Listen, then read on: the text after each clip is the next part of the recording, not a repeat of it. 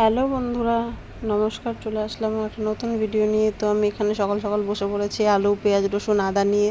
কেন কি আমার মেয়ে আজকে বায়না করেছে চিকেন খাবে, দাহি চিকেন। তো আমি তার জন্য নিয়ে নিলাম শুকনো লঙ্কা, গোটা এলাচ, দারুচিনি, তেজপাতা, আদা, জিরে, ধনে এবং রসুন। এবার মশলা আমার রেডি চিকেনের জন্য।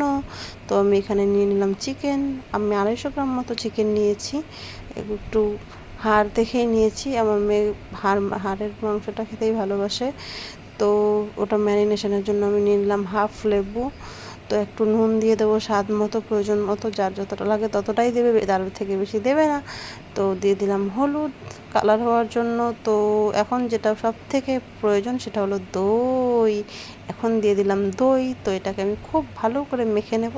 ম্যারিনেশন করার পর আমি রেখে দিলাম 15 মিনিট রেস্টের জন্য। 15 মিনিট পর ফিরে আসলাম। দেখতেই পাচ্ছ এখন আমি একটা নিয়ে নিলাম কড়াই। সেই কড়াইয়ে দিয়ে দেবো সামান্য পরিমাণে তেল, খুব বেশি দেবো না, কারণ আজকে আমি রান্নাটা খুব হালকা তেলে করব, কারণ আমার মেয়ে খাবে তাই। তো আমি একটু তেল দিয়ে দিলাম। এখন আমি দেবো ফোড়নের জন্য একটা শুকনো লঙ্কা, একটা গোটা এলাচ আর দারুচিনি আর তেজপাতা দিয়ে দিলাম। দেওয়ার পর আমি এখানে পেঁয়াজটা দিয়ে দিলাম। পেঁয়াজটার মধ্যে একটুখানি হালকা নুন দিয়ে দেবো। দিয়ে দিলাম নুন দিয়ে দেওয়ার পর এটাকে আমি 40% পর্যন্ত কুক করে নেব। কুক করে নেওয়ার পর এখানে যখন কালারটা চলে আসবে হালকা হালকা ব্রাউনি, তো তখন আমি দিয়ে দেবো আলুটা দিয়ে আলুটা আরেকটু 40% পর্যন্ত কুক করে নিয়ে একটু হলুদ দিয়ে দিচ্ছি। তো হলুদটা দেওয়ার পর আমি এখানে দেখতে পাচ্ছ কালারটা কত দারুণ লাগছে না দেখতে। দেওয়ার পর আমি এখন দিয়ে দেবো ম্যারিনেশন চিকেনটা দেওয়ার পর এটাকে খুব ভালো করে আমি নেড়ে ছেড়ে, যেটা চিকেনের গায়ে যে জলটা আছে সেই জলটা শুকিয়ে নেবো। আর দেখতেই পাচ্ছ দইটাও কত সুন্দর চিকেনের গায়ে লেগে গেছে।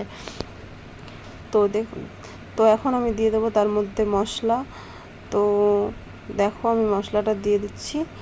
কী ভাবছো পুরো মশলাটা দেবো? একেবারেই নয়, বললাম না প্রথমেই যে আমি একদম হালকা মশলায় রান্না করব।